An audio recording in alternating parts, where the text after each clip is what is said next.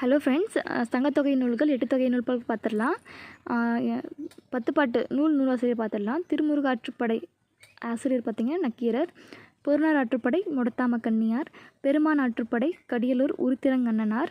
சிறுபான் ஆற்றுப்படை நல்லூர் நத்தத்தனார். மலைப்படு கடாம் பார்த்திங்கன்னா பெருங்கௌசிகனார். இந்த நூலை கூத்தர் ஆற்றுப்படைன்னு நம்ம சொல்லுவோம். முல்லைப்பாட்டு நப்பூதனார்.